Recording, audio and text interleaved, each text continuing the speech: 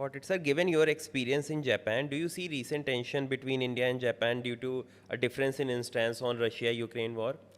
No, I think, look, when this so-called disagreement arose, Japan was at that time the president of the G7.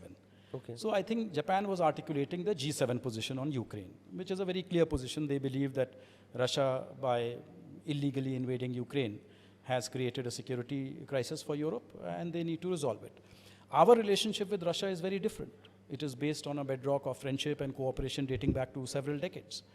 Plus, don't also forget, Japan has a historical relationship with Russia stemming from, the dispute over the Kuril Islands.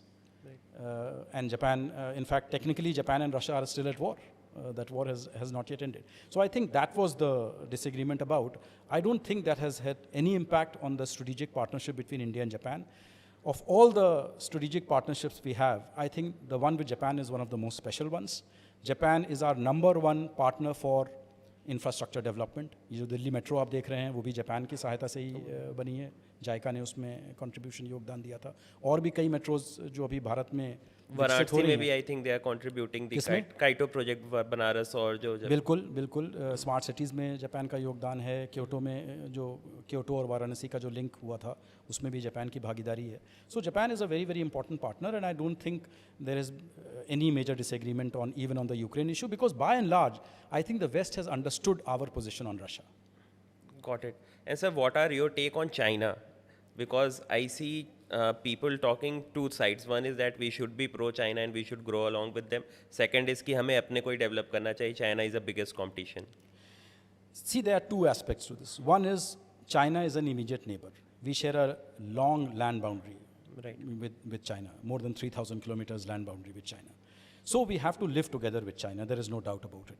At the same time, China has to respect our concerns. For 30 years, there was peace and tranquility on the border, and then China tried to unilaterally change that. And that is, as you know, what led to the unfortunate clash in Galwan in June 2020. And since then, you have, 100,000 troops facing each other on that border, right, which is not a healthy situation at all. But I don't think that situation will change unless and until China recognizes that it made a mistake and that it needs to resolve that particular standoff. So as Foreign Minister Shashank has said, the relationship with China will move forward only on the basis of the three mutuals. What are these three mutuals? Mutual sensitivity, mutual respect, and mutual interests.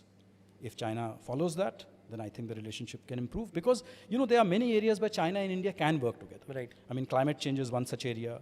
Then water management, because there are many common rivers between India and China, and it is important that we do a proper, mapping of the resources, etc.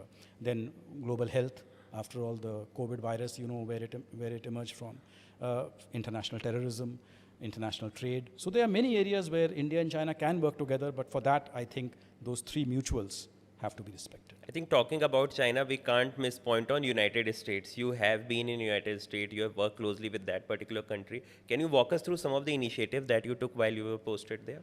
Look, I did not personally take an initiative, and when I was posted there, I was a very junior officer. I was special assistant to the ambassador. But then when I was working closely with the then Foreign Minister of India, Mr. Natwar Singh, that is when I think the most transformative moment in India-US relations happened, and that was the India-US Civil Nuclear Agreement, which was signed in 2005, became operational in 2008. And I think that was very, very important, Shashank, for the simple reason that with that agreement, we were able to end India's nuclear isolation. As you know, we did a peaceful nuclear explosion in 1974, and then we went full nuclear in 1998, where we conducted a series of nuclear tests. And the world did not acknowledge us as a nuclear power. They said, we have not signed the Nuclear Non-Proliferation Treaty, we will not acknowledge you as a nuclear weapons power.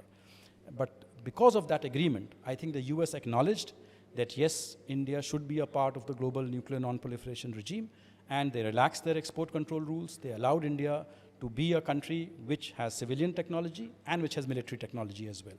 And then they allowed us to get a waiver from the nuclear suppliers group as well. So I think that was one of the most transformative moments in India-US relations.